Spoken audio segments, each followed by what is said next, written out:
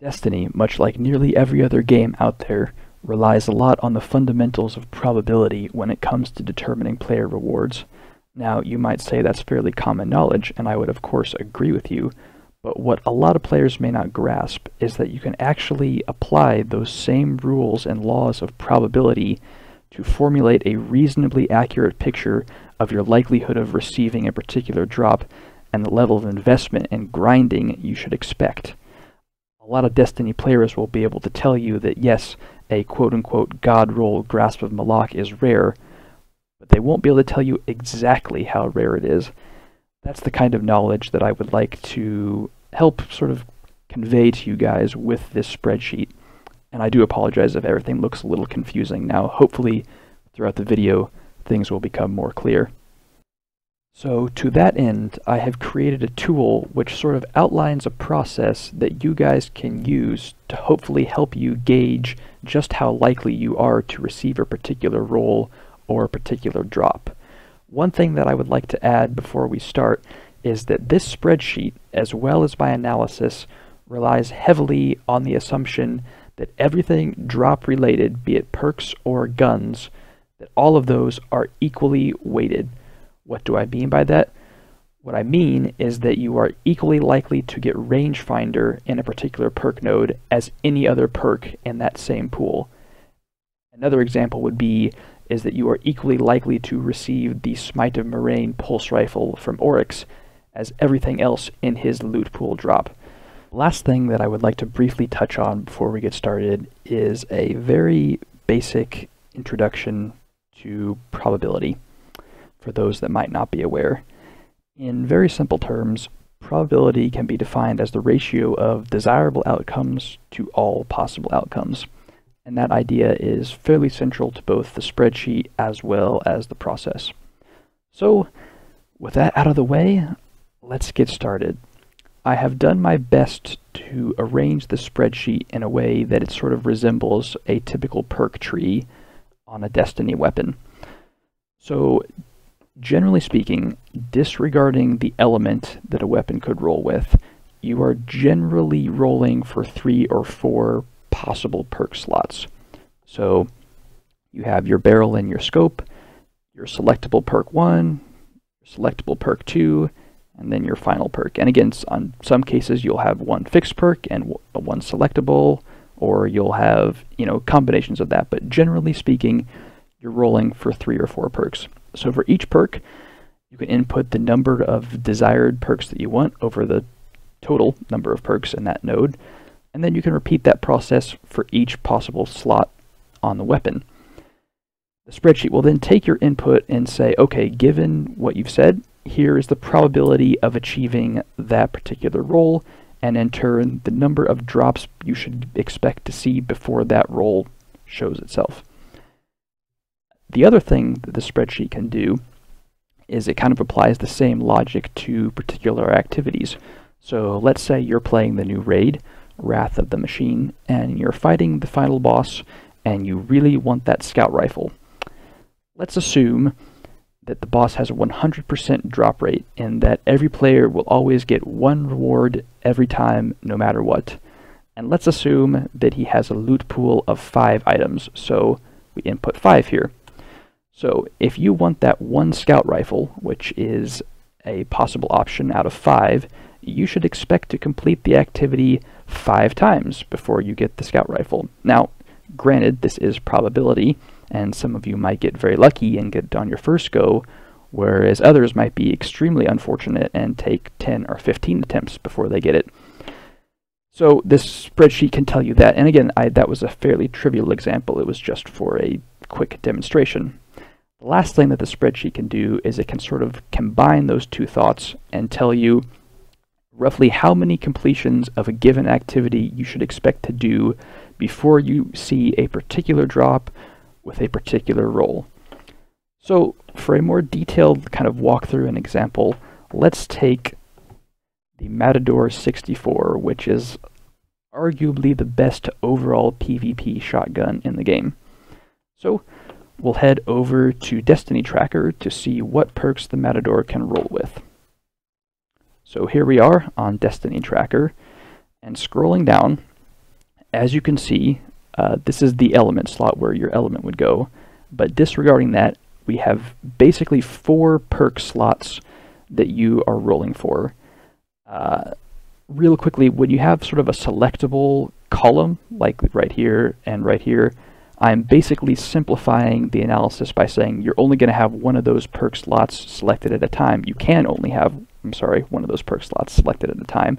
So we're just going to focus on one node in particular. So how do we go about using this? So from, you've been talking on Reddit or whatever your preferred forum is, and it's kind of determined that the optimal quote-unquote god roll for the Matador 64 consists of, let's say, aggressive ballistics, performance bonus, rifled barrel, and rangefinder or up close and personal. So we can take a look at each node and see how many options are competing with those perks. So for example, aggressive ballistics rolls in this node here, we can see that there are 2 possible options, aggressive ballistics and soft ballistics. So we go to the spreadsheet, we want 1 desired perk, aggressive ballistics, and there are 2 in total. The spreadsheet will say that for that particular node, you have a 50-50 shot of getting what you want. Pretty cool. So let's just carry on the process again. We go to the first non-selectable perk, and we see that it can roll with 4 possible options, and we have decided that performance bonus is what we want. So there it is. That's a 1 out of 4. We go back again. We want 1 perk out of a possible 4. And you can see now our odds of getting that perk are much, much lower. And we just continue this process again. So rifled barrel can roll here. It competes with injection mold and quick draw. So 1 out of 3. Decent odds. And last but certainly not least, we go to the final slot, which we have determined that either rangefinder or up close and personal would be ideal options. Back to the spreadsheet. That was 2 out of a possible 4. And now when we input 4, you will see in the green area the resulting information. So based on our input, the spreadsheet has said that a Matador with the particular perks that we want has a 2.1% chance of dropping, and that in turn we should expect to see 48 Matadors before we get 1 with the perks that we want. Now you might see that number and be quite surprised at how low it is, but I can assure you that in terms of Destiny gun rolls, seeing numbers as low as 2.1% is actually quite common. I believe last year when Triple Rec was farming for his Grasp of Malak, the roll that he was chasing had, I believe, a less than 1% chance of dropping. And so you can kind of begin to see and understand why it took him so long. Just the odds are not in your favor. So at the bottom of the spreadsheet, you guys will notice that it has said that we should expect to play 240 Crucible games before we get this particular Matador roll. Now, there's an obvious problem with that, and that is that our activity data hasn't been quite updated. It's still at where I left it for the raid example that I was doing earlier. We all know that there is not a 100% drop rate on legendaries in the Crucible. We don't know what the actual drop rate is, only Bungie knows that. But we can take a kind of loose guess, basically. Let's assume that there is a 15% drop rate for Crucible weapons. Legendaries, that is. And we also know that there are more than 5 possible guns that you could get as a reward. Let's just take a guess and say that there are... Let's just guess there are 45 possible legendaries as you get as a reward post-match. The spreadsheet now tells us that we should expect to play 14,400 PvP matches before we get a Matador 64 with the optimal perks. Now, I don't know about you guys, but that is an outrageous amount of Destiny for the average player to play.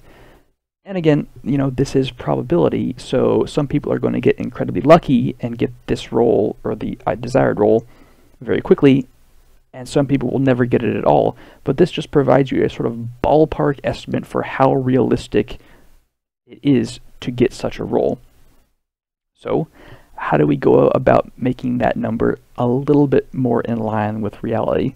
Well, we start compromising and making our criteria a little less strict. So, for example, we would say, for our Matador 64, we only care about aggressive ballistics and rifle barrel. All other perks we would be fine with. So, aggressive ballistics rolls here, we keep it the same.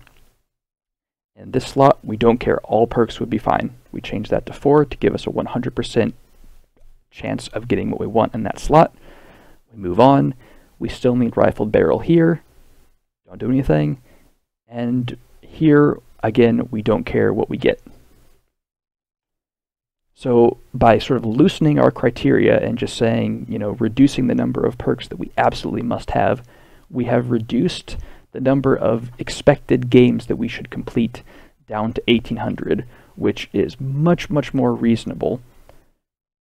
Furthermore, the percentage of getting that roll just on the Matador in itself is now 16.7%, which is way higher than 2.1%. So that's just sort of a loose example for how you guys could use this tool and sort of how to think in sort of realistic terms on what the likelihood of getting a particular, you know, gun roll in a particular activity. You can also begin to see why Destiny has the reputation that it does for being an exceptionally grindy game. It's just that the odds are so stacked against the players when it comes to particular, you know, getting particular rolls. And you can also kind of see the case for re-rolling, which was a thing back in year 1, if you're not familiar. You know, there are obviously pros and cons to that. That's a different topic for a different time. So, I hope you guys learned something. I hope you found this helpful. If you guys would like, I can make this available for download so that you can play with it and kind of do with it what you will. But that aside, I wanted to say thank you very much for taking the time to watch and listen. Hopefully you learned something, and keep enjoying Destiny. Rise of Iron just launched a few days ago. I think it's off to a good start, with some minor improvements, of course, but excellent job by Bungie overall. Thank you guys for watching. Have a good evening. Take care.